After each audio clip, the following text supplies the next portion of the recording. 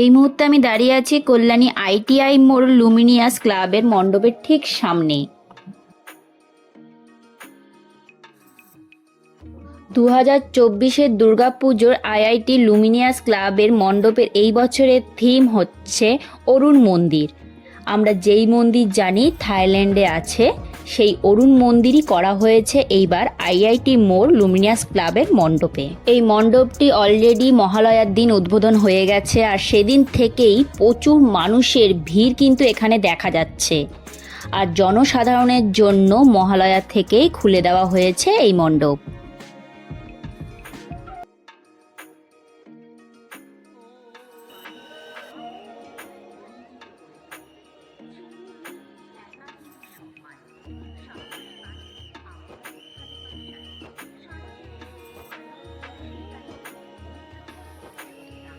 বিশাল আকৃতির একটা মন্দির করা হয়েছে।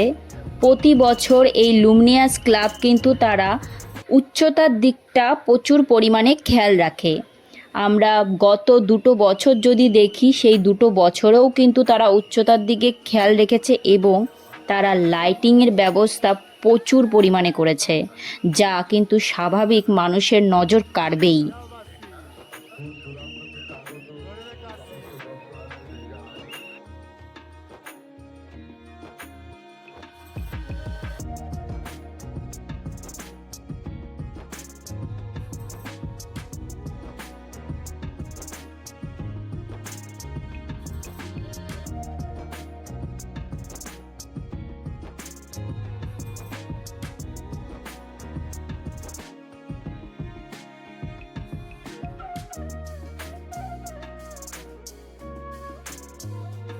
মন্দিরটা আর এই মণ্ডপটা দেখার মধ্যে কোনো তফাৎ নেই।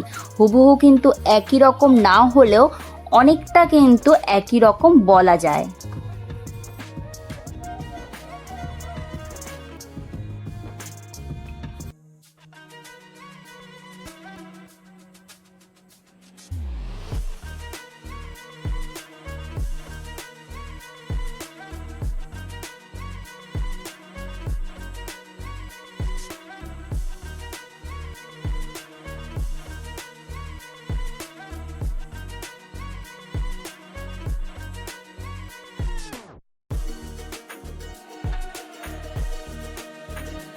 মণ্ডপটার সামনে একটা ফোয়ারা তোমরা দেখতে পাবে, যার কারণে কিন্তু পরিবেশটা কিন্তু আরো সুন্দর করে তুলেছে।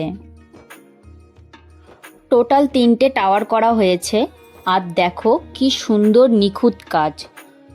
পুরো মণ্ডপটা ঝিনুক দিয়ে তৈরি করা হয়েছে।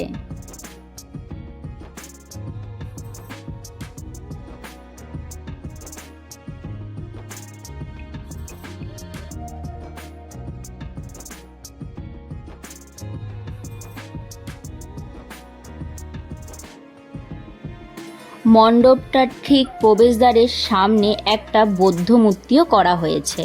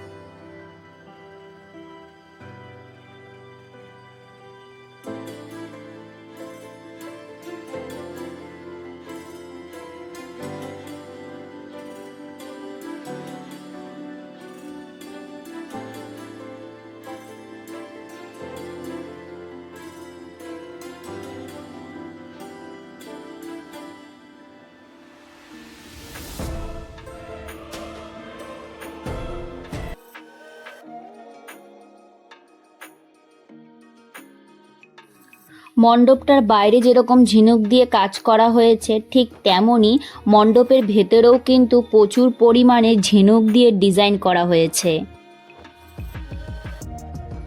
প্রবেশ করার সময় তোমরা দুপাশে দেখতে পাবে ঝিনুক এবং শঙ্খ দিয়ে বৌদ্ধ মূর্তি, গণেশ মূর্তি করা হয়েছে। অপূর্ব সুন্দর লাগছে।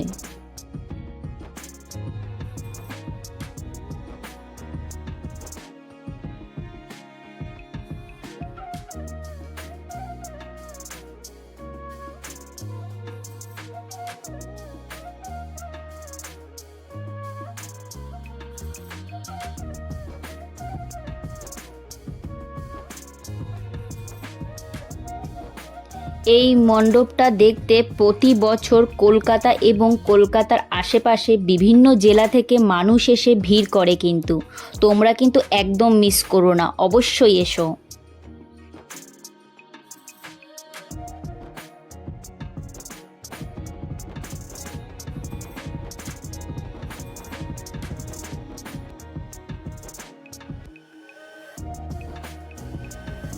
মণ্ডপের ভেতরে পুরোটাই কিন্তু শীততাপ নিয়ন্ত্রিত।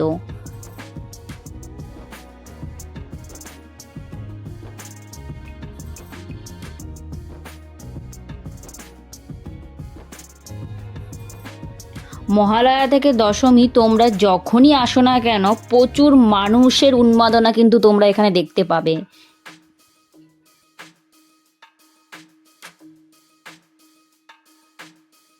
আর এই দেখো মায়ের প্রতিমাটি পুরোপুরি সিলভার কালারের এবং একটি সাবেকি প্রতিমা।